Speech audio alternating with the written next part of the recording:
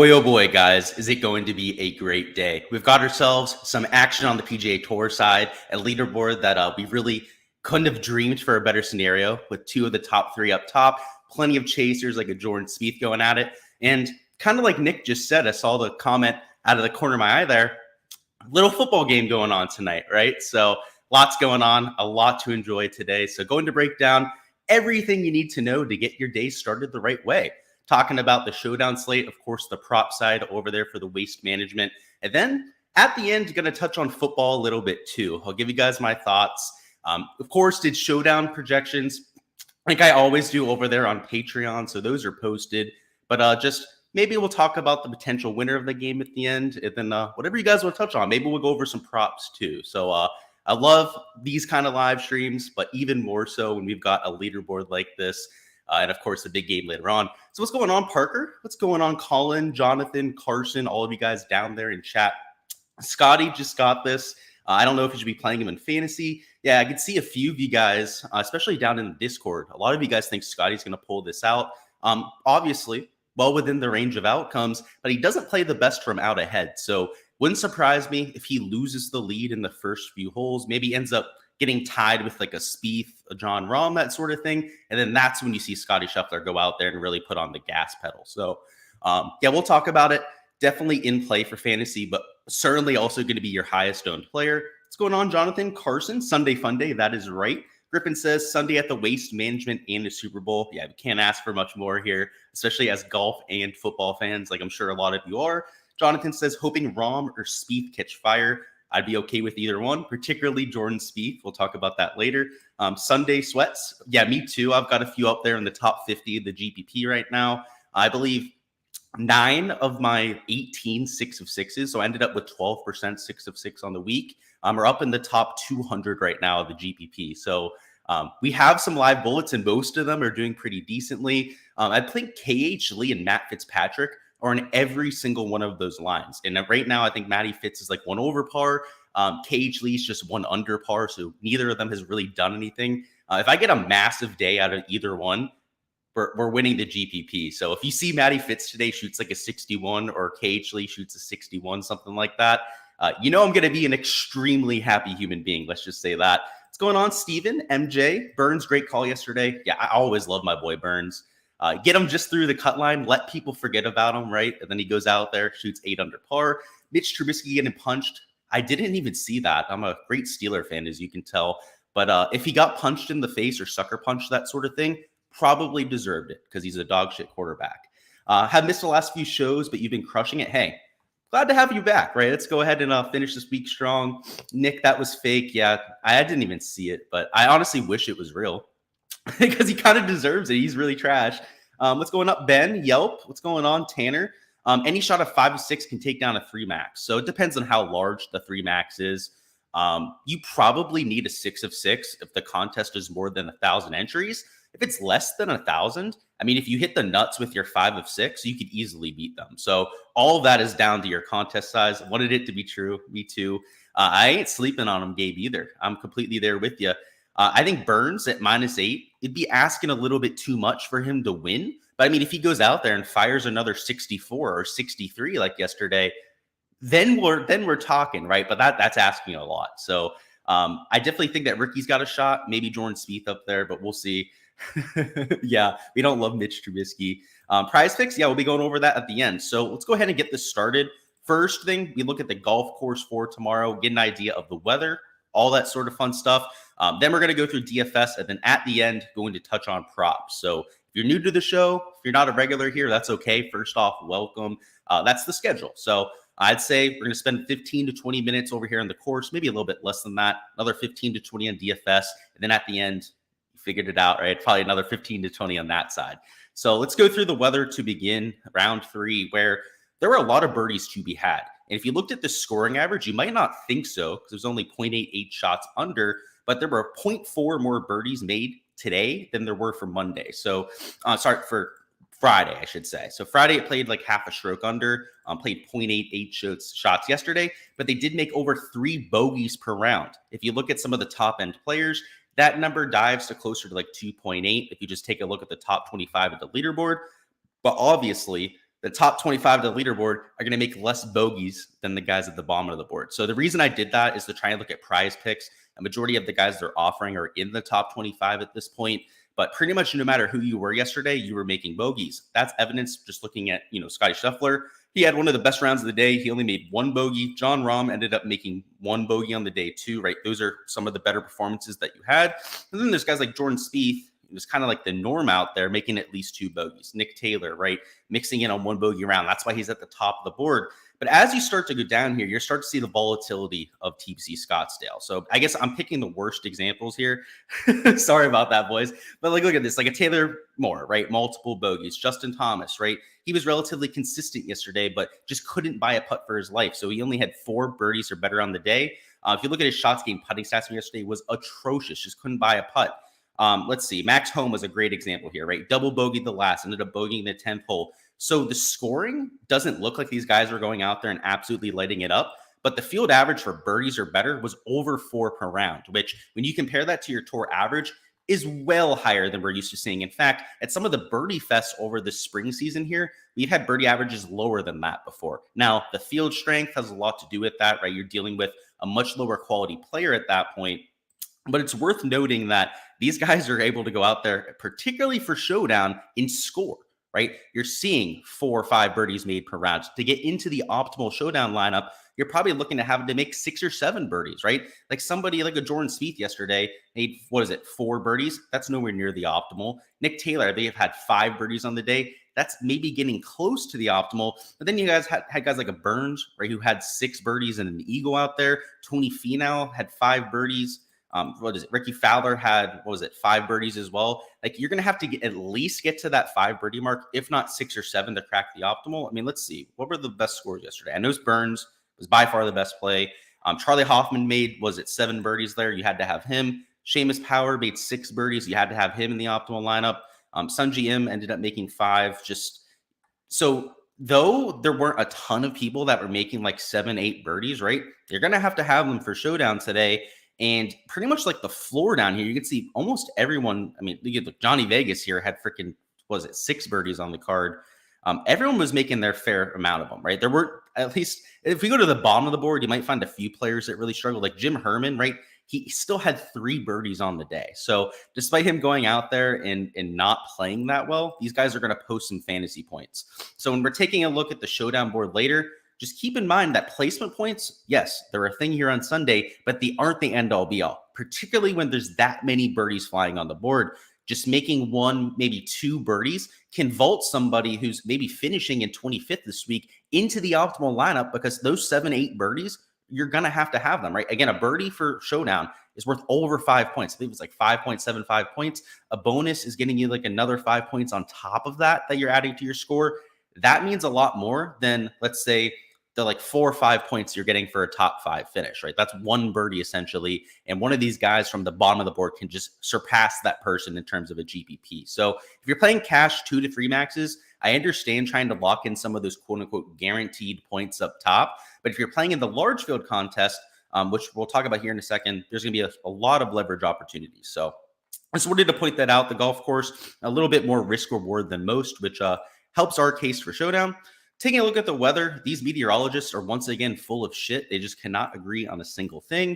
So over here in Windfinder, the regular forecast has relatively low winds throughout the day. Towards the afternoon, maybe kicking up a little bit. It gets a little bit gusty between 2 to 5. The reason why I'm not on the super forecast is it hasn't been accurate one day this week. This super forecast over here for Scottsdale Airport has been drastically wrong, particularly over the last 2 days. And once again, it's the only site calling for like 30-mile-an-hour wind gusts. So if today we see those 30-mile-an-hour wind gusts, we know that Windfinder was actually right for once. But I have my doubts when I take a look at the other wind sites, and they're calling for next to nothing. So in the morning, you'd see they're calling for like 5, 10 miles an hour winds. In the afternoon, getting slightly higher, right? Closer to like 13, 14 miles an hour. But that's exactly what they're calling for on this regular forecast, right? Maybe slightly higher winds towards the latter half of the day. Maybe the guys that are finishing up, whether they're the guys at the top of the board or the guys at the bare bottom of the board, because they are going in threesomes off of both tees. So the guys that are in first and last place are going to be the guys that are finishing up last. Maybe they get slightly more affected by the wind. because you can see that over there in Willy Weather too. And if you go to the Windy app, they're calling for the same kind of thing. Low winds throughout the majority of the day. And then when you get over here to the afternoon, the wind gusts get to like 20 to 24 miles an hour, which is actually a little bit more severe than what you saw on the other sites. And the sustained winds stay low. So I'm not that worried about it. I mean, even if you are one of those leaders, I really don't think it's going to be that big a deal from the weather standpoint. But from the prop side, if we're taking anybody that's going off, let's say in the first like hour of tee times, you're most likely going to avoid that late little extra push of wind. You can see on Windfinder, sorry, this is Willy Weather. They have it going to like 15, 16 miles an hour towards the end of the day. They'll hopefully be done by like 5 p.m. before that spike happens over here. But you never know. There could be a playoff, that sort of thing that ends up extending play. So that's something we'll have to kind of keep an eye on there. So that's it for the weather. In terms of like your edge for Showdown, right? Play the guys that are going off a little bit earlier. There's always an edge to that. But more importantly, the edge lies when it comes to your ownership for round 4 Showdown. You have so much chalk centered towards the top of that board there that you really have to make your decisions wisely. You can see 30% ownership on a Scotty Scheffler, pretty much the same number on a Jon Rahm. So it's not like you're getting a huge ownership discount there, but you simply just can't play everyone up top, especially all the chalk up top. So we'll talk through at least my strategy for today. Of course, if you want to play Scotty, right, you think Scotty's going to win today, then you play him, right? I personally think somebody like Jon Rahm is going to end up running him down. So we'll talk about why here in a second, but just up top, stick to your guns, get leverage to the field. And if you're going to play a Jon Rahm or a Scheffler, you got to play him in at least half your lineup. So sure, you could just take 50% Rahm and 50% Scotty Scheffler and punt your day that way. I kind of prefer taking the Rorys of the world. The guys like Max Homa, for example, that are going to be 9-10% owned. So, if you're going to take both those guys up top, you kind of can't do that, right? It's going to take you away from some of these pivots because all of your exposure that you'd be giving to them, you now have to allocate to another chalky guy up top. So, like I said, if you want to play the 2 guys up top, you can. It's just a lot of opportunity cost involved with that. And yeah, we'll talk about my strategy here in a second. But let's catch up on chat, see what's going on down there. A few of you down there. Brady says you need some prize picks. Yeah, we'll touch on that at the end. Flex says you hit a 3-piece on underdog, thanks to me. Love to see it. Yeah, yesterday I went 4-1. So, and the 1 was a push. It actually wasn't a loss yesterday at underdog. So instead of getting a 10x payout, I did ensure it was 6x, which kind of feels weird for a 5-leg payout. But hey, profit is profit. I wanted the $2,000. I'll take the 1,200. And then over there on prize picks, the main props I posted like to start the day, I went pretty light on it. I just went with a 3-leg flex, but they posted lines that were 1 stroke higher for hole 16 through 18. So instead of 10.5 for like the elite tier guys, I think it was a typo. They posted all of them at 11.5 strokes, which there was a tough pin on 17. So it wasn't nearly as much of a lock as I would have hoped it would have been. But all they had to do was shoot even par over those 3 holes. And they were shooting under par yesterday on those, and they hit, right? So I entered the entire board under on hole 11.5 strokes. One of the cards had Xander and Tom Kim on them, and somehow they ended up going over that line, which, like I said, it wasn't a lock because of that pin on 17, but you were talking like an 85-90% hit rate. So for those top end players, we're kind of hoping that they'd all get through. But the other card I entered ended up going 4 for 4, so profited on 2 of the slips I did for that. Yeah, yesterday was pretty sweet, so I have to say that. What's going on, Clay? You say you appreciate the hard work I'm putting in. Well, I appreciate you showing the support, stopping on by. Thank you. Tyler says that PP glitch you caught was crazy. Yeah. Hey, you gotta shove it to him when you can, right? I'm glad they didn't DNP it. For as much shit as I like to give the lines makers from time to time, good on them for sticking by it, right? Not refunding those, because I think they easily could have. Christian says 70% ROM today with the full fade of Scotty. That's what I'm looking at right now. So me too. I hope it works out.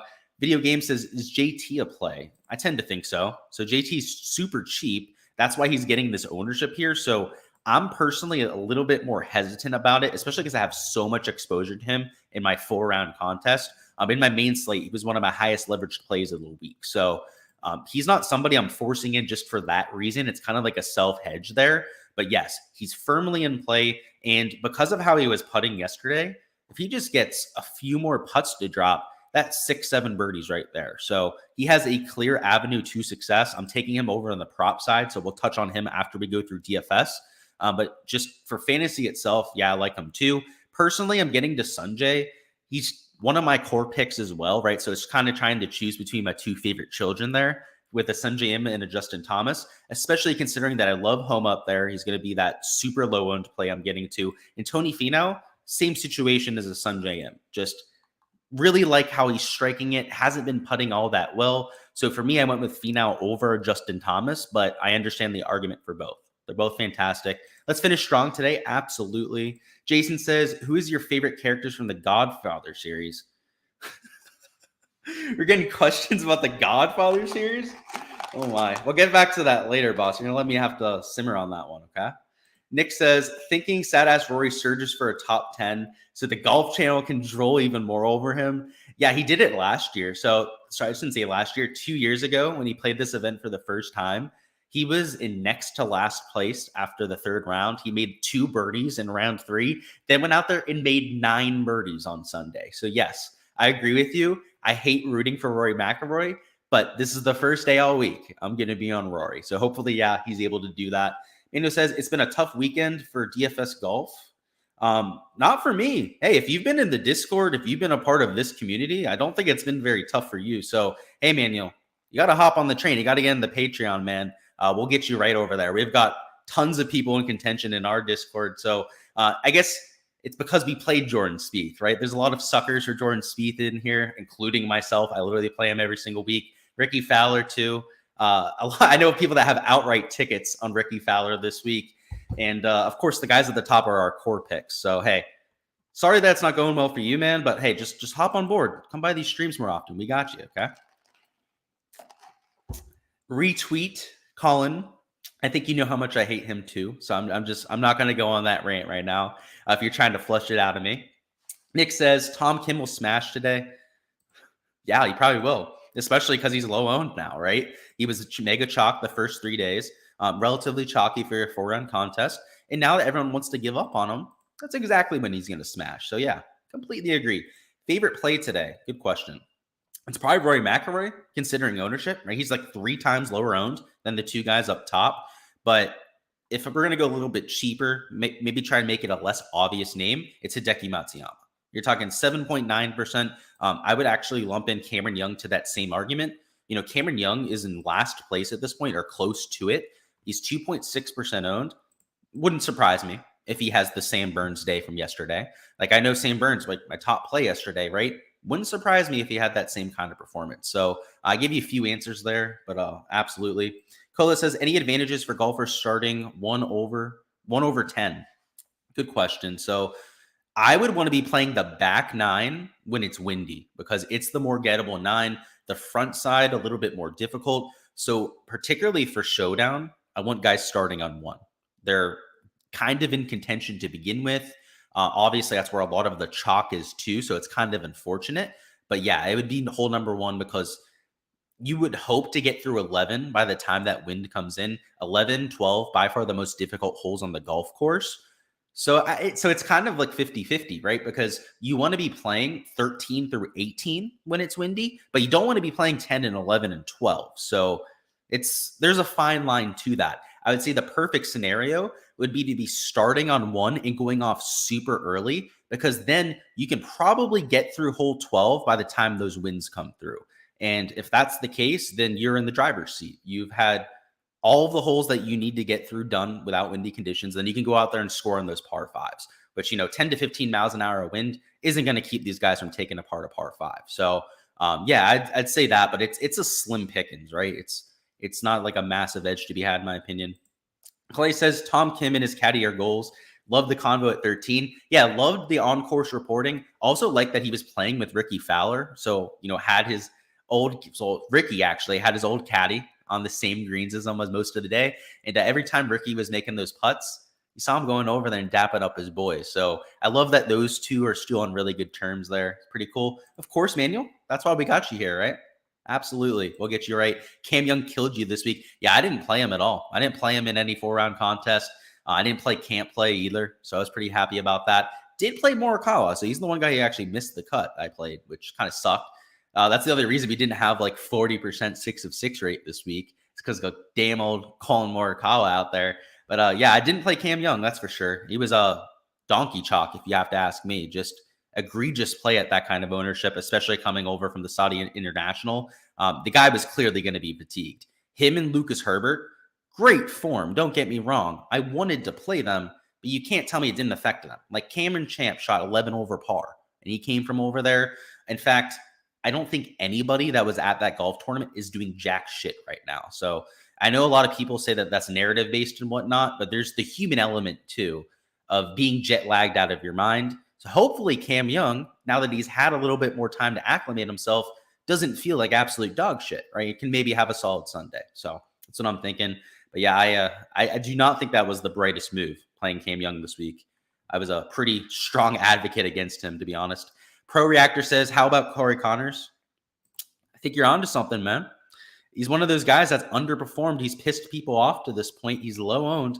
I'm not getting there myself. I still prefer Siwoo Kim. Actually, Keith Mitchell is like the same kind of guy, right? So, I guess just choosing to take Keith Mitchell's instead of Corey Connors. But both of them relatively chalky, solid ball strikers to this point really haven't done jack shit. So people are going to jump off them. You can see I have Mitchell at a super low ownership rate, 2.2%, but Corey Connors only at 6% as well. So you're going to get a great set of leverage there. All you have to do is go out there and make 5 or 6 birdies. You're at least, not hurting yourself with that kind of performance. If they make 6 or 7, they could end up cracking the slate wide open. So I like it, Pro Reactor. Great play. I would lump in Keith Mitchell there too. Only price picks prop for Hideki is birdie or better matchups. That's unfortunate. Yeah, I wish they would have given us birdie or better. It's like something like 4, maybe even 4, 4 might be pushing it, right? That would be what we'd hope for. 4.5 is probably a little bit more realistic. Give y'all the Jason Duffner. I don't know about that. Probably another 20 minutes, man. Steve says, what about Fowler and Homa under 69 strokes? We'll touch on props later on, boys. If you have any of those questions, just save them to then. But just stick to DFS right now. So let's go through the little 8K range here. So we touched on up top, right? Like I like Jon Rahm. I think that he's the prudent play there. Scottie Scheffler's track record when playing from ahead, not the best. A majority of his tour wins come from playing from behind, or at the very least, like from one shot behind or tied for the lead. When he's been, 1-2 shots ahead, he's played a little bit conservative. So 30.8%, I'm just going to choose to take Jon Rahm instead, the chaser. Love Rory McIlroy. We talked about him a bit. Down here in this 8-9K range, I mean, Tom Kim makes perfect sense. Victor Hovland too. They're out of contention, right? So placement points not really going to be a thing there. But last year you had guys like, 2 years ago, Rory McIlroy, who went off on a Sunday. Last year on Saturday, somebody like Scottie Scheffler shot, 10 under par on Saturday. A couple of years ago, Jordan Spieth on Saturday, I believe he also shot a 61, shot 10 under par. You're going to see some of these nuclear rounds from people that just have nothing to lose, right? Go out there, try and make a mark on the tournament, try and maybe get into that top 5. Of course, that kind of performance would obviously be in the optimal too. So, 9% on these sort of leverage plays, I'm going to be getting to all day. We already talked about Hideki and Cam Young down there. I do like Matty Fitz, 2.9% owned. So a little bit of this is selfish here. I got to have a massive day for my 4-round contest. So $8,100, it makes sense. He's the lowest owned play by far in this range. Sahith Theegala, always worth taking a shot on in Showdown, one of the more aggressive players on tour. And last year, started off with, I believe, a 7 or an 8 under par round. So clearly can go low at TPC Scottsdale. Sam Burns, a little bit of a dangerous shot, I'd say, to even win this golf tournament. So, again, I've got a really sizable outright on Sam. So if he were to pull out the impossible today, go 7 under par to win this golf tournament, let's just say it would be a very good thing for the bankroll, just like the Max Homa one was a few weeks ago. Keith Mitchell there, love him too. Talked about him and Siwoo a little bit earlier. Scott Stallings, now that we're in this 7K range here, I'm trying to pick my spots a little bit more. You have a lot of chalk down here, like a Taylor, Taylor Moore, both Taylors there, we should say. Johnny Vegas, Sam Ryder. This whole range, right, is at least 13% owned. You don't see this very often. Normally in Showdown, this 7K range is a little bit more spread out than most. And for this slate, you can see there's just one block of players that are getting all of the attention. So pretty much anybody outside of these are going to be huge pivots, right? Like Billy Ho, you can get as a pivot. You can get Hayden Buckley, Matt Kuchar if you wanted to. I'm taking the Cage Lees of the world, again, kind of like a Matty Fitz. I'm kind of just hoping for some Sunday magic there. They move us up the leaderboard, but still a low-owned pivot you can get to, my homer side. You have Joel Damon, a Scottsdale native, right? So even though he's out of it, you know he's going to be playing for the fans because he has plenty of his friends and family out there. You have Patrick Rogers. He loves himself a West Coast event, right? So $7,100, an extremely aggressive player. Like, these are the kind of pivots I'm getting to. Taylor Pendrith, same thing. He's 8.7% owned, so a little bit higher owned than you'd really like down here. But if he shoots 5-6 under par, that could get him into the, at least I'd say top 15, maybe even the top 10 of this golf tournament, which could pay off in these large field GPPs. Let's see who else we've got here. Danny Lee, which just, this is a complete gut play. I don't really have a massive reason for playing Danny Lee other than the guy shoots 5-6 under par when you least expect it. So he's 1.4% owned, pure little flyer play there. Brandon Wu, same thing. He showed that last week on Saturday, right? Had that really big pop round there at Pebble Beach. So another aggressive player I like getting to. And then down low, Lucas Glover. He's just mispriced. Like, he's not a $6,100 golfer. He's at least won over the last few years. He at least contends, has solid iron play at $6,100. So 1.2% owned, definitely getting there as well. But the idea is just take shots on low-owned players, right? And try to avoid some of that mega chalk. So like a Charlie Hoffman, you're going to love seeing that -8 next to his name. He's going to start with like 3-4 fantasy points, but that's not even worth an entire birdie. So unless you think Charlie Hoffman is also much more likely to make birdies than everyone else around him, that he's not worth that ownership, right? He's not worth being 10 times higher owned than everybody else in that range. So that's the idea down here. Same thing applies to a Dylan Fratelli, right? He's volatile as all hell. So sure, he could go out there, end up having a great day, but he's still got to make those birdies. He's still got to make those 5 or 6 birdies to get to the optimal. Same thing with an Adam Schenk. You could say the same thing about Taylor Pendrith, right? But the thing that differentiates these guys is that Taylor Pendrith, a much better player than his peers. He's only $6,800 because the DraftKings interns have no idea how to price Showdown, right? Like, realistically, he should at least be like $7,500, if not probably a little bit more expensive considering the talent level around him, right? So I think that he's maybe a little bit of an exception to the roll down low, but just mix in those pivots and you guys should be good to go. We're going to go ahead and make a few DFS lineups together now. So I'm going to bring up DraftKings. We'll talk through cash, and then we'll make a single GPP lineup together. And then afterwards, we're going to hop into props. So if you guys are waiting on the prop side, we're going to have you covered here in about like 5, maybe 7 minutes, something like that. So sit on tight for that. Let me bring up DraftKings. There we go. Let me reshare my screen. And let's get this thing rocking. So let me see what's down in chat if there's any questions for DFS. We have going to drop price picks at the end. Hold your horses, boys. Yeah, I know. We can tell who's new around here, right? GameCube, love it. You're a regular. Thank you for handling the chat. So top 3 plays for DFS. Okay. So I'd say Rory has to be one of them. I'm not going to really do it, price based right here. We're just going to take our top 3 plays. Hideki, and I'd say Cam Young. These would be my top 3 plays. They're not the safest plays, but in terms of top end upside, you're getting super low ownership on these 3, and they're all more than capable of going out there and nuking. I mean, this course is really all about driving. If you can keep the ball in play and hit it a long way, you're going to have wedges into at least 7 or 8 greens. You're going to have those par 5s, which for these bombers, of course, are some of the more scoreable holes. And then the drivable par 4 17th, where they have a front pin today. So these guys, Hideki, I don't know if I'd call him a bomber, but he hits it far enough, right? He has an amazing track record around Scottsdale too, which is kind of like the differentiating factor for him. Love those 3. So yeah, top 3 plays, I'd say those. In terms of a cash lineup, actually, let's continue with the questions. I'm getting ahead of myself. Do you like Hans Stallings in Vegas in a small single entry? So you're talking about guys towards the top of the board, but that's okay because it's a single entry. Let me see.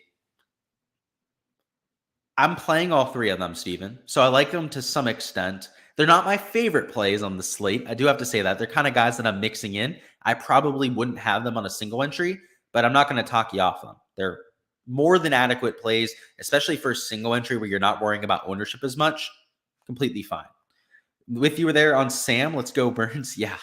If he wins, like we're talking, I might have to take a few weeks off. Like I'll still post projections and stuff, but Well, we're gonna have to go celebrate if Sam Burn wins, especially after the Homo win. The Homo win was great. Like paid myself for like 4 or 5 months, but if this one happens, it's icing on the cake. Of course, Almighty, you're waiting on the Super Bowl picks. Yeah, we'll be touching on those too. I get why you're doing that, Nick. You're funny out there.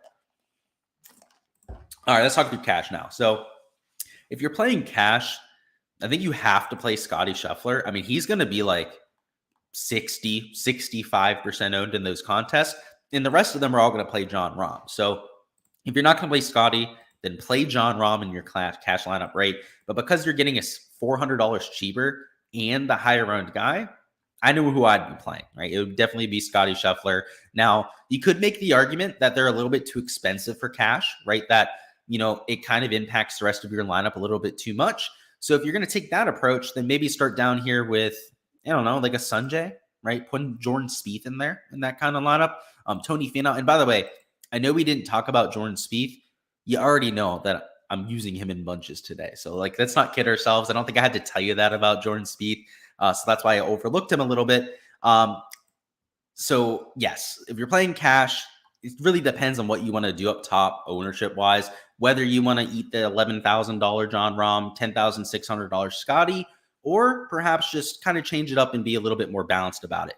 I'm okay with either approach.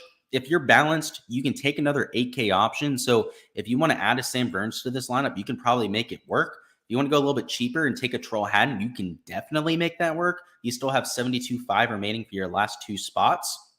If you are aggressive up top, I'll show you the consequences, right? So let's take a Scotty Scheffler. Let's make our second man in, let's go Justin Thomas this time. So make it a little bit more expensive. You're down to $6,900, right? So obviously maybe using Tony Finau would be a little bit too much there. So let's go down to Jordan Spieth.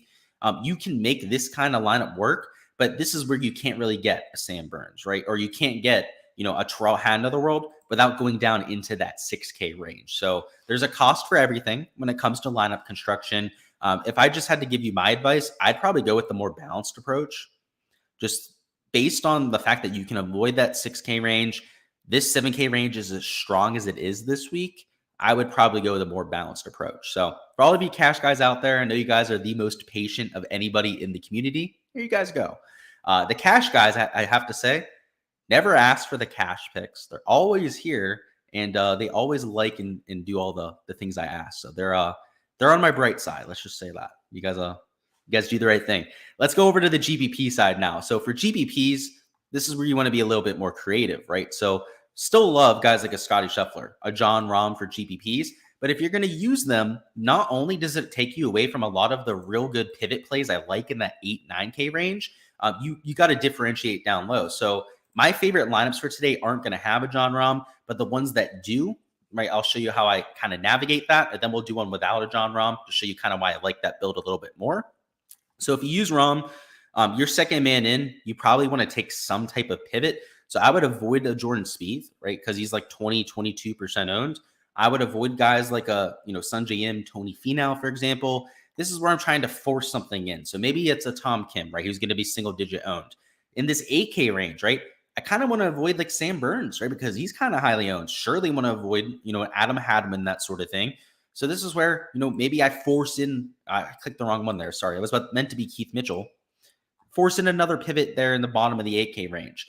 This kind of build I'm okay with, right? You just kind of got to take a few more chances up top, but it has its opportunity cost because you can just build leveraged lineups by going, okay, we're going to use Rory McIlroy here. Oh, we're going to go with, JT. I'm going to put Finau in here because I slightly prefer Finau over JT, but you get the idea, right? Like he's not mega chalk like somebody like Rahm is, right? He's like 20% owned, a lot more doable.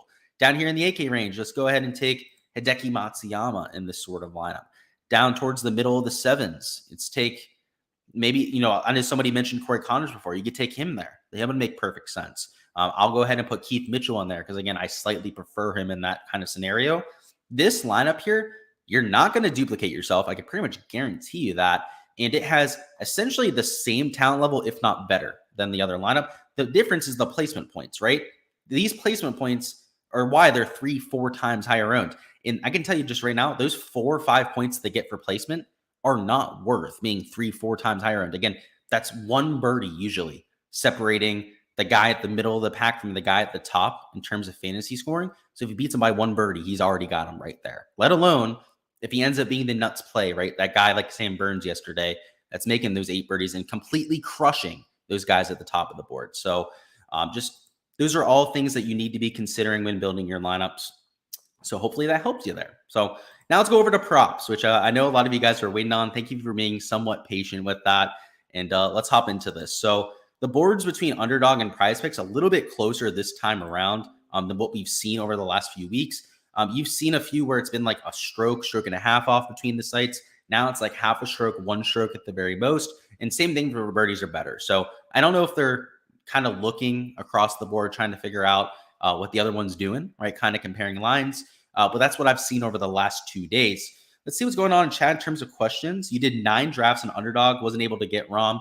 Yeah, he's going number 1 each time, or at least number 2 each time. So yeah, a lot of that's down to luck of the draw. So they're a lot of fun though, huh? I've been doing some of those as late. I know you're actually relatively new to Golf Yelp. And I think that doing those drafts in Underdog are a really good way to learn DFS, to kind of learn the players, the whole thing. So good on you for doing that, man. You literally like learned the sport like 2 days ago, and now you're doing that. Good on you, man. Nick says, when's the last time you had a haircut? I probably like 9 months. And honestly, I almost shaved it 2 nights ago. I almost came on stream yesterday with a completely bald head. I was out on the town, and one of my buddy's friends, she had a set of razors at home, and they were all trying to convince all of us to go over to her apartment so that they go and shave my head. Luckily, I said no. I could have said yes because I was completely blasted at that point. But it's a good thing we didn't, because I want to make sure I get it done correctly. We'll see. Yolt says favorite 2 or favorite 5 Prize picks. We're going to go through the entire board, man. So we'll go towards those at the end. GameCube says you should put a tag in the corner saying all props are at the end. Yeah, I probably should. You're right. I get that question a lot. But luckily, we have guys like you down there in chat helping us out. So all of you asking for my favorite slip, we'll get to that. We're going to go through the whole board first, and then we'll actually make a slip together. So first off, the strokes board, I think it's priced pretty accurately, I have to say. I think that most of the projections are within 0.5 of most projections. I mean, there's a few that are a little bit inefficient, especially like a Max Homa. Like I do like his under there, I have to say, but I prefer his birdie line over here. So strokes, I think, is fairly priced. I actually didn't play anything over here in Prize Picks for strokes. Birdies are better, though. There's a lot of value to be had. So when you take a look at yesterday's scoring, I know we're not going to go ahead and add it up here in stream. There were 4.08 birdies made per round. So despite there only being a 0.88 under par average in terms of your score, birdies were being made at a much higher clip. It's just that you were mixing in a bunch of bogeys as well. So it's a relatively volatile set of scoring. Like I said, somebody down here like Jim Herman, who ended up shooting +7, right? +7 yesterday, still made 3 birdies on the round. So you're talking about the worst performance out of the entire field, and the guy still got the 3 birdies. And today, if you guys haven't seen the weather already, you're looking at a pretty similar kind set of conditions. You got low winds for the first half of the day. You've got low winds over here on Willy weather, like 10 to 15 miles an hour. That's more than doable for these players.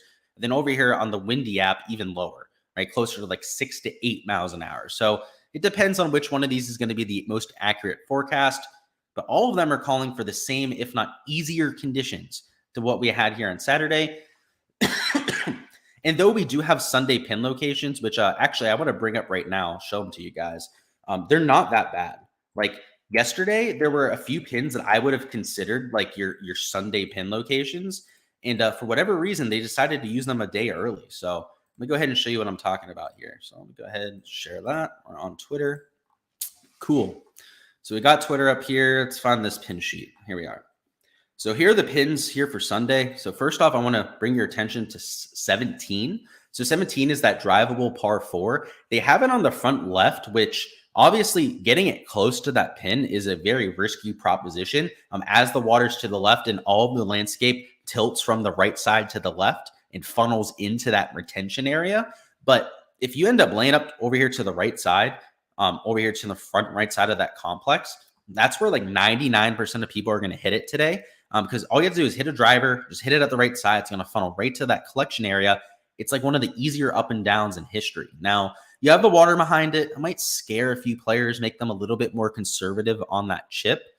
But bombers that can get it up greenside here are going to be making at least a birdie. And I'd see at least, I think, a handful of eagles at 17 today. So that should be a relatively straightforward pin location. Let's see, some of the 16 is a back left. So that is the hardest pin at 16 that you're going to have, but it's still only like 166 yards. So it's not all that bad. Let's take a look at 7. So 7's a par 3. It's right around 190 yards. You can see it's a whole 8 paces off the right in what is it, 19 paces on, that says. That's way more than what you're used to seeing. So they're giving some of these players room. Some of them are tucked like holes 2 and 3, for example. But overall, these pins, they actually look slightly easier than what you had the day before. I mean, look at 15, for example. 15 here, it's a front pin on par 5. It's the easiest spot to get up and down from as well. They had it in the back left for round 3, which is up on a shelf. It's by far the most difficult pin location. It's almost like they're doing it backwards, right? Where round 3 was the most difficult set of pins that you're going to get. And then here for Sunday, it's like they're giving us moving day, which I'm all for it, right? It's Super Bowl Sunday. Heck, let's get some excitement out there. Hole 13 is another par 5. They have it in the back left. That's where a majority of players have been hitting their approach shots all week. Everything funnels to the back left. The up and downs from over the back of this green aren't even all that difficult. Let's see, what's the par 5 on the front? I can't remember that one off the top of my head now. Let's just look at the leaderboard and remind ourselves. I think it's like hole 4 or 5, but let's double check on that. So we're not giving you false information. It's hole 3. Good thing we checked on it. So front right pin, again, just it's the shortest the hole could possibly play. So I think you're looking at a set of conditions that are conducive towards scoring. So when the average was 4 birdies yesterday, and we have guys like Max Homa, Ricky Fowler at 4 birdies on the board, I'm going to love taking their overs over here. Let's see, even Jason Day at 4 birdies. Like, he shouldn't be projecting for the field average when, at least to this point, they're clearly better than average players. I mean, even Jason Day at his age, right, based on how he's playing of late, he's like a top 40th percentile player, probably a top like 3rd player, like 33% player in the field. You got to like those metrics to at least push, if not go out there with those easy pin locations and go over. A few other guys I'm taking, John Rahm and Rory McIlroy. So I'm going to go ahead and just add like some of my top props in here. I'd say these would be my top 3 birdie or better props: Rory, John Rahm, and Max Homa. These 2 guys up top are at 5 birdies and underdog. I like both of their overs with their driving prowess, right? Those par 5s look really gettable. 17 is going to be gettable for some of the longer players on tour. And then you're talking about just all the extra birdies they're going to get as default because they're some of the best players in the world. So I really like the birdie board. The strokes board, I think, is a little bit more fairly priced because of how many bogeys players are mixing in. So to get to a 68, I know it's only 3 under par, but guys were averaging nearly 3 bogeys per round yesterday. In John Rahm, he only made 1 bogey, right? Scotty Scheffler only made 1 bogey. Well, now they're in Sunday, pressure situations. They've got a lot more to play for, and they might be a little bit more mistake prone. So I prefer to take birdies or better to try and avoid some of that choking, right? If you have a shank to the left and you end up in the water, right? That's not really going to impact us. Sure, it's one less hole that we can make a birdie on, but you, like I said, you can avoid some of those blowups if you take this category instead. So these would be my top 3 props over here for prize picks. I do like the Jason Day over. I do like the Justin Thomas over too, worth noting. Let's see. Any other ones that I had on the board? Yeah, Ricky Fowler too. I like his over as well. Just a lot of overs for birdies are better. The thing is with prize picks is that you get destroyed with the multiplier, right? So if you used all overs here, you're only going to get a 15x payout. So I'm not playing some 6-leg parlay. In fact, I hardly ever do that to begin with. Just a bunch of 2-leg power plays, right? Grind it out that ROI. Just split up the amount of money that you wanted to put on the slate anyways, and just do all 2-leg power plays, right? So whether it's Rory and Rahm, I'm thinking you can go with your studs up top. If you wanted to go with like a Homa and then Max, a JT. Excuse me, guys. Let me get some coffee. My throat is not cooperating. I was going to say was, but it's still not cooperating. So that would be the wrong tense of the verb right there. But yeah, Max Homa, JT, right? You can mix that in as a 2-leg. Slightly come back. I don't know what that is. Ooh. Must have smoked too much. Jason Day there at 4. Ricky Fowler there at 4 birdies, those sort of things. You can easily take those over at 4 there too. So That's what I'm thinking for prize picks. Over there in Underdog, we'll go over that now. So a little bit of a different kind of process that I'm looking for on that side. So let me bring up the app. Let's see if there's any questions as well. I'll go ahead and put those top 3 props up. Again, I know I got asked before, like what are my top props here? These would be my top 3 props if I had to like pick 3 out of the bunch. Let me bring up Underdog and let's go through some of your questions down in chat. If you guys have any props, any matchups you want to go ahead and toss by me, go ahead and throw them down in chat. Nick, you're like the guy throwing tomatoes at the comedian right now. You're cracking me up over there. We need a lock today. Well, hey, if you're looking for a lock, then you got to go to Walmart or something. Go buy one of those Lockmaster locks or something like that. Maybe go find a locksmith and he can find you one, man. But I don't know if we're selling security devices here for doors. I think you might be at the wrong stream. 3V says, what are your thoughts on par 3 props and Underdog? So I was looking at them yesterday because they were getting bumped. So clearly somebody was betting them and having them removed from the board. That's what they do, by the way. They have an automated system. Anytime a lot of their sharp bettors are betting, they take a lot of things off the board. I'm not sure what to think about it because I think people were slamming the overs, assuming that you're going to have these Sunday pin locations, but the pins don't look that bad. I mean, 16, I know it's the hardest pin that you're going to get there, but it's still like a 160-yard hole. So like, I'm not that worried about 16. Let's see some of the other par 3s. So hole 12's like a front pin. It does bring the water slightly into play, but it's, again, one of the shorter pin locations. Hole 7's a really simple pin location. That's probably the easiest pin you can get at hole 7. And then what's the first par 3? I think it's hole 4. Let me double check on that too. Yeah, it's hole number 4 here. 7 paces off, 23 on. That's like at least 10 paces off of the back as well. Like I see their point. It's quote unquote Sunday pin locations, but they don't really look like your traditional Sunday pins. So I would stick away from them. I definitely wouldn't take the unders. Let me say that, especially the guys at like 11.5, 12. If anything, I wouldn't lean on the overs there, but I'm probably avoiding it.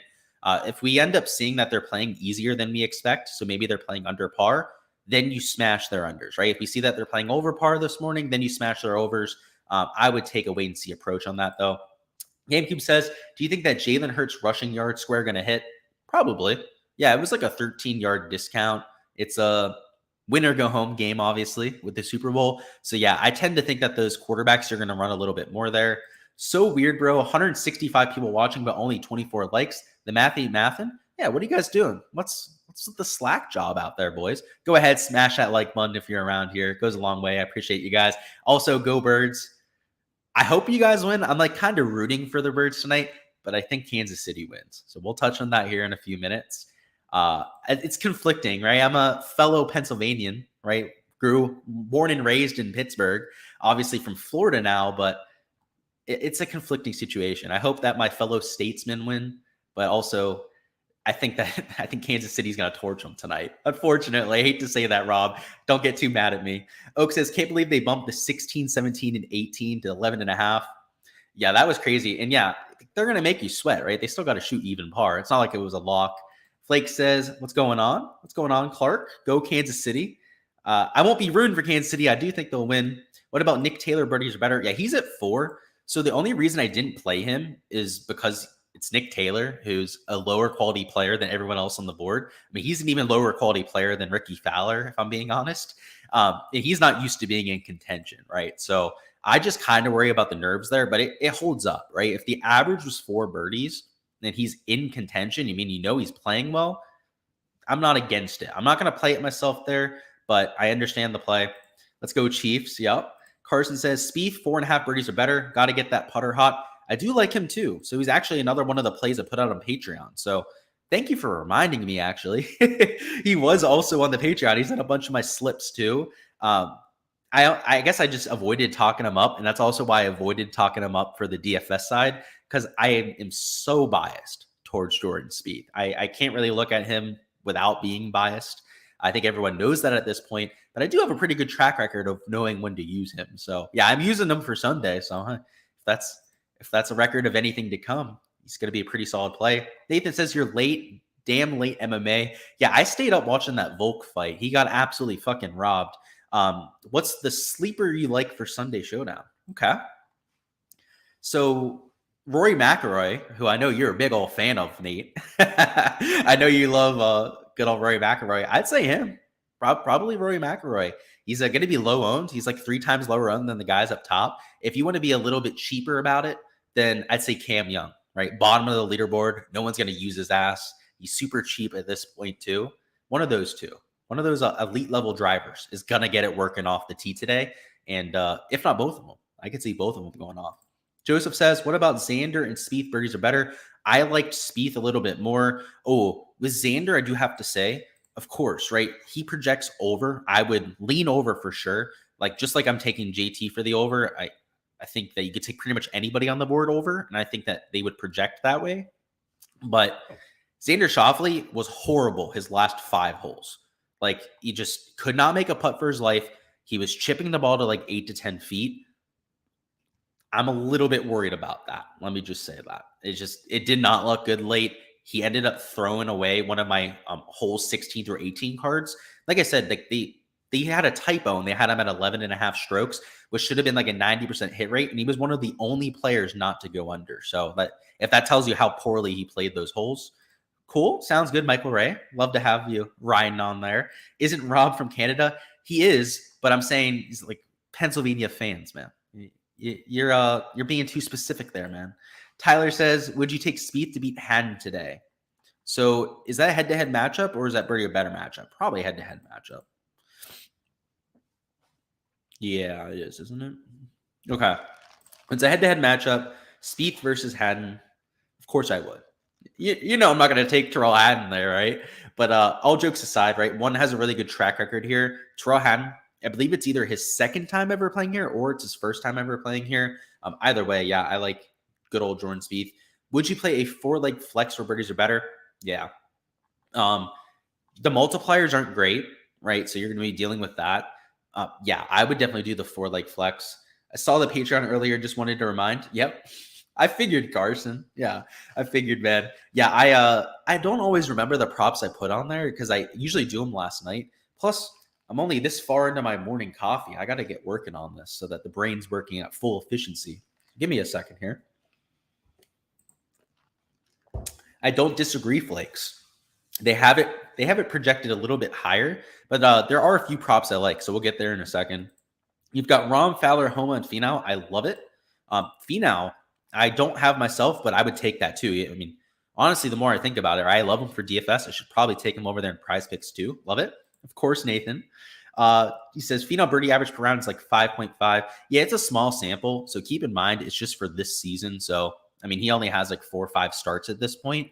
So I don't know if I'd look at that too much, but yeah, he is a high birdie percentage player. Last year, he was top 20 on the PGA Tour in that category. So you're right. Yeah, but the 5.5 average, a little bit inflated, just sample size thing. Yeah, you're from Canada, but live 45 minutes away from Philly. Exactly. Yeah, you're not a Philly fan for no reason. I figured that. And it says, what's the 4 for the 4-leg flex? You could go with what Trent did, but honestly, add whoever you want, right? Like I don't, if one thing I have to say, like, is on my Patreon, I'm not about making cards for you guys. Like, I give you the props, give you all the information behind them, make your own cards. So obviously Trent out there went ahead and added Tony Finau. Perfectly fine with that, right? But if you wanted to be a Spieth, go ahead and do that too. Justin Thomas, go in that direction. Ricky Fowler, right? These are my top 3, right? In terms of a 4th, you can add in whichever one you want, right? Honestly, they're all pretty much at the same level. Include Jason Day in that argument. I know somebody mentioned Nick Taylor before. I don't like Nick Taylor, but if you did, you can make him your 4th there too, right? So just pick your favorite, man. People ask those questions because they want me to make their cards for them, and frankly, it's not something I don't like doing. Volk got took so hard. Yeah, dude, I was disappointed as hell because I had a big bet on Volk, but even more than that, he deserved to win in his hometown with that kind of performance. And MMA is just getting turned into such a soft sport, which is so backwards, right? I mean, they're fighting, they're fucking warriors, getting knocked out, choked out, unconscious out there. But if a guy can just smother the other guy and win by control time, that's not fighting. That's a wrestling match. And I don't like when champions are crowned because they're good wrestlers. That's just, I don't know. You don't watch MMA to see good wrestling. And I know there's going to be hardcore MMA fans out there who go, oh, I disagree. If every match you watched every night was a grappling match, a wrestling match, you wouldn't watch MMA anymore. You wouldn't watch UFC anymore. You don't watch it for that. So that's why I don't like it. That's why it pissed me off so much. And yeah, unfortunate. You're going to have another champion there. If he decides to go after Volk's crown next and take both of those, it's just going to make both of them the most boring divisions in human history. So is what it is. At least Khabib used to knock people out. Right? At least he had that going for him. This new guy, Makhachev, just boring as hell, is all I can say. I hope somebody knocks his ass out. That's all I can say. Birds by million, okay. What'd you said that to the mod, though? Yeah, you know I like talking shit to the mods over there in Underdog. Of course, that's just what I do. Eric says, what do you think of Power versus Kurt in matchup? All right, let's take a look at it. Pretty better matchups. Power versus Kurt. I would fade that personally. It's a pretty close matchup. I mean, Power's a better player. So obviously, I think that's where you're kind of like hinting towards here is you'd want to take Sheamus Power. But Kurt Kitayama, high birdie percentage player. So while he's not the most consistent player, he'll go out there, he'll make 4 or 5 birdies in a round like it's nothing. I would fade that. I would just stay away personally. Spieth, Rahm, McIlroy, and Homa, 4-man sound good? It does, Jeffrey. Sounds fantastic, actually. What are your favorite stroke props? I'm not playing any stroke props, so 0. Yeah, Volk was still punching him when they had his back taken. Islam didn't do anything but hold him. Yeah, like I said, it's a hugging match. Like it's you don't watch sports like to see teams like, and for example, in football, right? You don't watch football just to see flag after flag, pass interference, roughing the passer, just like ruining the games, that kind of thing. Just like you don't want to see a grappling match in MMA. Like, sure, it's by the rules. It's technically like how things are supposed to go. You're supposed to throw the flag when there's penalties going on. I don't know. It's frustrating. It's hard to counterbalance that. So Nathan says you had a heater for 2,500. Parker Porter. Oh my, smoked it. Yeah, Porter's is it? I never bet on him. I never bet on him or against him because I've seen him go out there and look like a completely different human being when I've faded him, and then I've seen him go out there and shit the bed before too. So yeah, I stick away from that guy like the plague. He's an absolute nutcase. Are 16, 17, 18 hole props solid? Let's see. So I took them yesterday at 11.5. I personally would just stay away from this. I mean, 17 looks relatively easy. 16's a relatively like hard pin.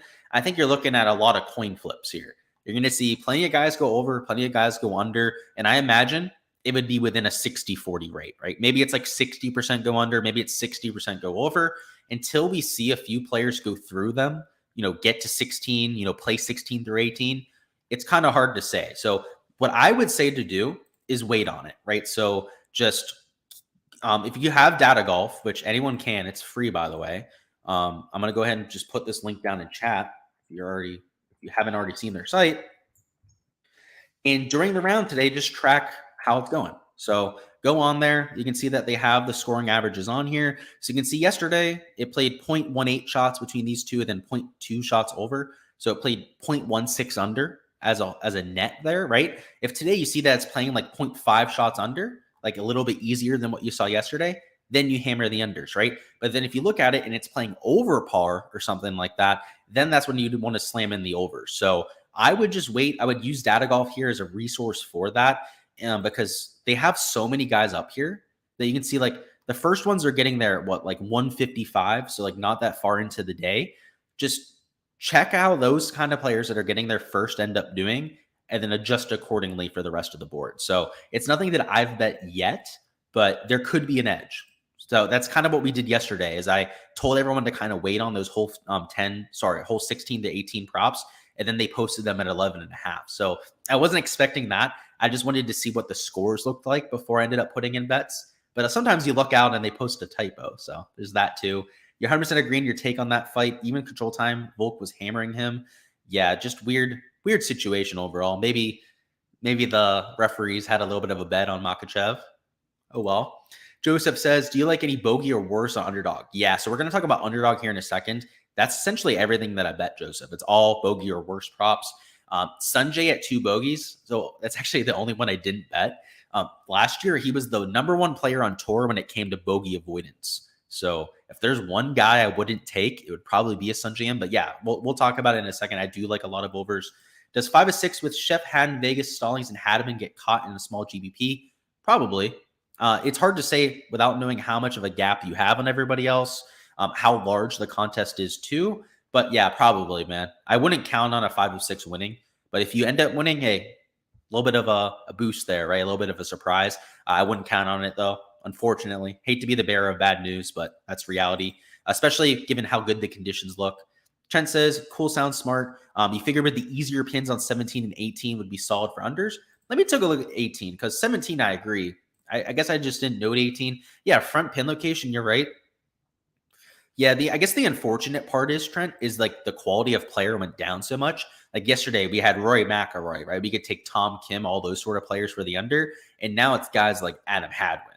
Like no offense, right? Like Nick Taylor, like Jason Day, for example. We're not getting the Rory McIlroys of the world. I guess that's the only part that's slightly disappointing, right? Is if we had those top-end players, I would probably already have a few of those bets in. But yeah, I definitely agree. Keep an eye on that. Just if it ends up playing way under par, then they're all very much so good underplays. And Volk definitely dominated. Yeah, I'm glad we all agree there, because that was just, again, it annoying. Annoying is the best way to put it. I was really pissed off last night, is what it is, though. All right, let's go through underdog now. So let me go ahead and bring it up on my phone. Kind of like somebody just alluded to, I'm looking at those bogey props. So the average for bogeys yesterday, I went over this at the top of the stream, was over 3 bogeys. So that's why even though they were making more than 4 birdies per round, or birdies are better, I should say, they were mixing in plenty of the negative scores too. So when you take a look at the board and you have guys like Hideki Matsuyama at 2 bogeys, got to jump all over that. Like he's prone to make bogeys anyways. A Max Homa at 2 bogeys. You had Keegan Bradley and you also had Justin Thomas. They were at 2 bogeys, but now they're at 2.5. So I would avoid those. But they still have Tony Finau there. They have, let's see, Xander Schauffele at 2 bogeys. Those are all guys I'd consider. They have Jason Day at 2 bogeys. So I know somebody asked before about Sungjae Im. He's the best bogey avoidance player on tour, so I probably would avoid him. But Homa, Hideki, Finau, Xander, and Jason Day all at 2 bogeys.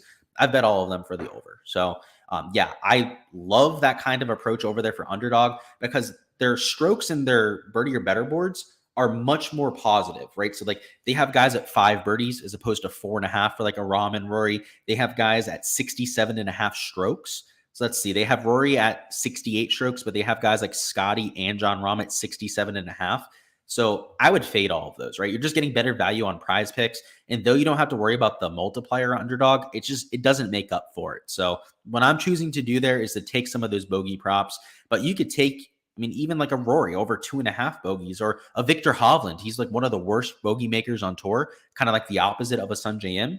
He's at 2.5 bogeys. You could take that over too. So I'm choosing to stick to those. There were a few birdie props I did take there. So it's worth noting that JT and Spieth are also at 4.5 birdies in underdog. So I like them on prize picks. Obviously like them on underdog as well. But they had Siwoo at 3.5 birdies. He's now at 4 birdies. So I got him at 3.5. I wouldn't take it at 4 though. But they had like Haddon, they had Max Homa at 4 birdies there too.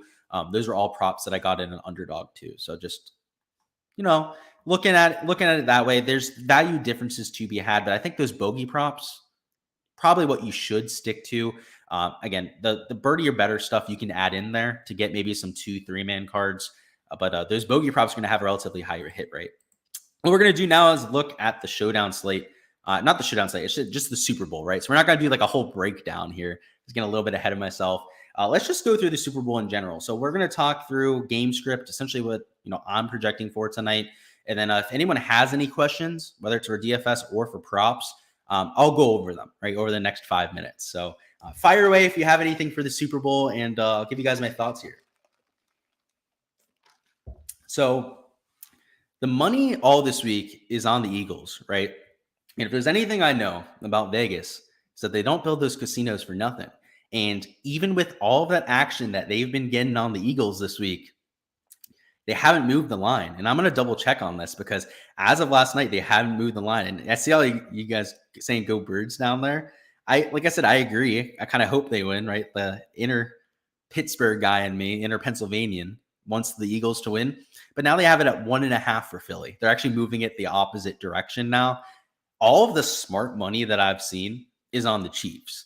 All of the guys that I really respect and all that. So I'm siding that direction. Just they don't build those casinos for no reason. It's Patrick Mahomes versus Jalen Hurts, right? I think it's going to be an explosive matchup. One defense clearly a lot better than the other, right? Philly a lot better, of course. So it's going to be interesting. We'll have to see what ends up happening. But just based on how confident the public is in the Eagles, I'm taking the Chiefs. So for DFS, you think you're going to get lower ownership on the Chiefs because so many people are going to be trying to jam in a Jalen Hurts at captain, whether it's a Devonta Smith or an AJ Brown at captain. And on the other side, people are kind of just throwing Patty Mahomes to the side, going like, oh, it's Mahomes, whatever, he's good, right? The guy might be the best quarterback ever. And I don't usually throw the GOAT tag around that often. He very well could be the GOAT, okay? And you're telling me that his team's not favored in the Super Bowl? I don't care how good his defense is. You give me literally one of the greatest quarterbacks of all time versus anyone, they should not be the underdog. So I have hammered the Chiefs side in terms of money line. The largest bet I've ever placed on an NFL game is for the Super Bowl, which not that surprising. It's the Super Bowl, but it's also the most convicted I've felt about a Super Bowl winner in quite some time. So part of it's narrative based. Part of it is it's Patty Mahomes on one side and he's the underdog somehow. But when it comes to props, right, the prop board is extremely accurate. There's only one game this week. It's the most bet on game in the world. So while the prop board is about as sharp as you're going to get, you're not going to see many deviations on prize picks from what you see over there on sports books. I was trying to do some line shopping last night, trying to do some like a little, research ahead of time. Usually I like looking at pass attempts. I like looking at rush attempts, but they were pretty much spot on here. So I'm going to double check. You do see quite a bit of movement Sunday morning before the Super Bowl on props. So I'm going to see if there's any sort of juice coming in on these because this, at least in my opinion, it's kind of like been my little gold mine. These rush attempt props are usually way off. So let me check them out. For the Super Bowl last night, they were pretty accurate, though. That was the unfortunate thing. So let's see. Rushing attempts. So they have Miles Sanders at 13.5 on books. He's 13 here, but he's juiced towards the under. So that makes sense. They have Jalen Hurts at 10.5. Perfect line there as well. They have Pacheco, perfect line as well. Gainwell still at the perfect. Actually, it's pretty good under. Let me get these golf props out of here. Gainwell's a pretty solid under based on EV. And then, everything else is spot on in terms of their projection. So that's pretty annoying. I have to say that this Mahomes rushing attempts one, if you think they're going to win this game, it's about as good as you're going to get, right? Because you're going to get one, maybe two kneel downs at the end of the game, plus all the chances for him to go out there and just rush on his own. So those two stick out to me. In terms of just looking at a plus EV play, Kenneth Gainwell is minus 130 to go under 4.5 rushing attempts. And based on the fact that I think the Chiefs are going to win this game, that's just going to take carries away from Gainwell, right? You can see of late, he has gotten some carries, particularly in the playoffs, because they've been playing from ahead. I mean, in San Fran, right? It's a complete outlier because they were dealing with a team without a quarterback on the other side. We're just running it down their throat. But if you look throughout the rest of the season, it's been Sanders. It's been Boston Scott gets mixed in, right? Kenneth Gainwell there is like I'd say either a 2A or a 2B, right? Him and Scott have pretty much the same kind of role. If you think that the Eagles are going to win this game, maybe you take the over there, but he's minus 130 for the under to begin with, which is why I was on this. And then considering game script, right? If Kansas City is going to be in the lead, that's just further going to take away from his snap share and his carry share. So I do like that under. It's actually, I like looking at these because like the prop movement on rushing props, especially for attempts, changes a whole lot. Let's look at attempts for passing. It's another one of these volatile markets that you see a lot of movement on that you can really catch quite a bit of value from time to time. So let's see. They have Hurts at 31.5. Obviously, it's not a huge difference there. And then they have Mahomes at 39.5, but he's juiced towards the under. So probably not my favorite too right there. I have to say that. Do you have a question? Let's see. You took Gainwell over 4.5. Okay.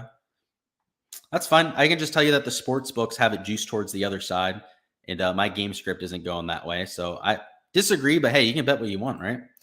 For what it's worth, money is pretty evenly split on money line bets. Yeah, the amount of bets though, yeah, I think it's like 75% of bets, but the money, yeah, is the one that's even.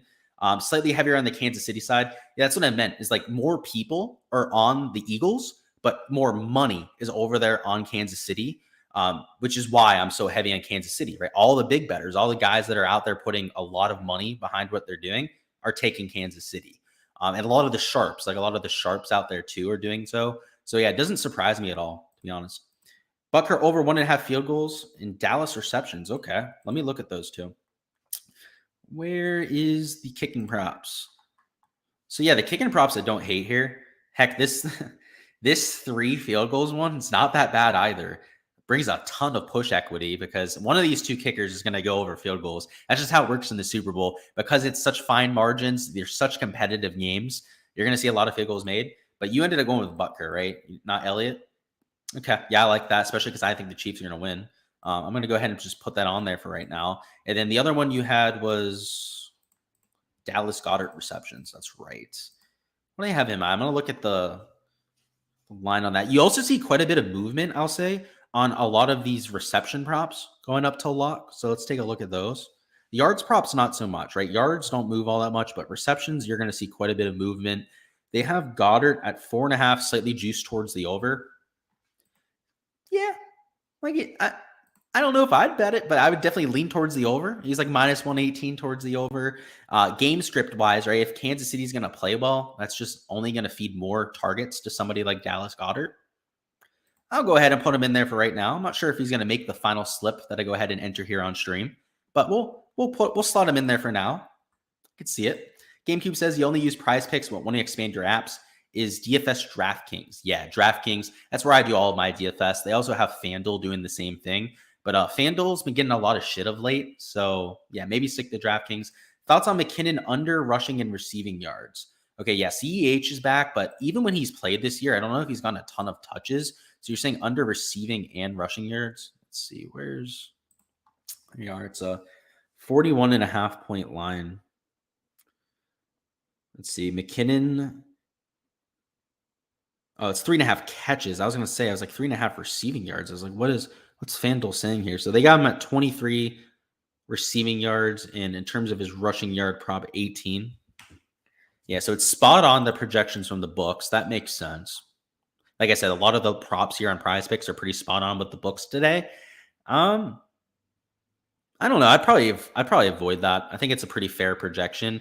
The CH thing, that would be nice, right? If we got a word that he was going to actually get like 25% of snaps, then yeah, I would 100% agree. That would give you that edge oak, but I'm not sure if he's going to play that much. Like, I know he's coming back. It just hasn't been that effective. So are they going to force feed him the ball on Super Bowl Sunday when they have Pacheco, right? They have McKinnon, who's gotten them to this point. I'm not so certain about that, to be honest. So, keep an eye on it, Oak, right? If you get some of the beat reporters saying that he looks great, he's going to get some snaps, maybe fire on that bet. But I would wait personally. Would you take Jason Day for 4 birdies or more? I would, absolutely. And I did take him. Yep. You must have missed it. Yeah, he was one of the ones I just kind of pointed out on the side. Definitely not a main prop I'm taking, but one that I have bet. What's going on? And you got him closer to 48, you think? Yeah, if you got him at 48, then Oak, then yes, right? If he was at 41.5, where he's at on the sports books, right, then I wouldn't bet it at all. If you got him at 48, fantastic. Makes sense. Yeah, if they end up saying CEH is playing, then that bet looks really damn good. So good looks on that, bro, especially if you got him there early. That's the early value. There's a chance he doesn't see the field at all or is even active. Exactly. That's what I was hearing, especially because earlier in the year, he was active and he wasn't getting any snaps. Like I think it was like 1 or 2 snaps a game that he was getting when he was out there early season. So yeah, unless we got some like random beat reporter coming out before lock, I'm going to assume that he's not going to be. I haven't projected for like 1 fantasy point right now. Speaking of, I'll actually bring up the Showdown sheet. Just remind you guys that I do projections over there for the NFL. So if you're on the Patreon, of course, you're part of the NFL tier. You already have access to this. But I just want to show it for all of you guys that maybe haven't seen this before. So obviously, the season's coming to an end, so I wouldn't join the Patreon this year. You're a little bit late here, I have to say that. But for next year, make sure to check out my Patreon for NFL. I do a lot of the same projections that I'm doing for golf. You can see on here, it's got my current player pool. All of this is going to change, so I'm okay with showing it to you. These ownership numbers, these projected points aren't going to be remotely the same here in like an hour. So screenshot away all of it you want. It's going to look a lot different. But yeah, that's what I post in here, like my player pool, what captains I'm using, ownership, so on and so forth, projected points. I'm playing it relatively evenly across the board for DFS, but a lot of my captains are over here in the Chiefs, right? Like a Jerick McKinnon, an Isaiah Pacheco, right? While it's not as likely for them to be the optimal captain, they're less than 5% owned there. So if I think that the Chiefs are going to win this game, maybe it's in an unorthodox fashion. Maybe it's one of the running backs that scores 2-3 touchdowns. Nobody's going to play for that, right? Like everyone wants to use Mahomes and Hurts at captain, which I'll have some lineups that have them. But the lineups that maybe intrigue me a little bit more are like the AJ Brown captain lineups or a Travis Kelce captain lineup. These Mahomes and these Hurts ones are going to have a lot of chalk in them. So if you're going to use one of these top end options at the captain slot, just please take some sort of pivot, right? Whether it's like a Kadarius Toney, who's like relatively low owned, right? If you want to take a Kenneth Gainwell, right? He's going to be massively low owned. You could do that. Now, I'm not getting that creative about it, but you've got to find some way to get different, right? Justin Watson, a Quez Watkins, whatever you're going to do, just please, if you're going to play one of these two quarterbacks at captain, promise me you're going to take at least one pivot. It's just, you're going to be duplicating yourself because the contests today are so massive over there in DraftKings with like 20, 30,000 people from time to time. So just, you don't want to be there. So that's what I recommend, guys. That's all I've got for this stream. Went a little bit longer than expected, but hey, it's all right. Wanted to bring you guys all the info possible. Before you're hopping out of here, go ahead and smash that like button. It goes a long way with helping me grow the channel, and really excited for this upcoming stretch. Got the Genesis next week, Tiger Woods playing another field just like this week. So should be absolute fireworks over there in LA. And then afterwards, what I've been waiting for the entire year, so I'm going to be excited about it, is the Florida Swing. I'll be there for every single golf event. I'll be giving you guys reports from all of the courses down there in Florida. It's essentially my month-long vacation. I still do all of the content, right? It's not like it's a laborious task for me to go out there and do this content. But essentially, I'm on the road for an entire month. Honda's right down the road for me. I got the Honda Classic shirt on right now. But yeah, we'll be up there in Ponte Vedra Beach. We'll be there in Orlando for the API. Be over there near Tampa, Clearwater area for the Valspar Championship. Just, it's my favorite part of the year, right? Being able to see these golf events in person and hopefully bring you guys some pretty cool insight from the courses. I'll be taking some videos out there, showing you guys rough length. And of course, always get some pretty funny stories when we're at these events too. So looking forward to it. I appreciate all of you guys stopping by, showing all the love that you do. And I'll catch you guys next week for the Genesis Invitational.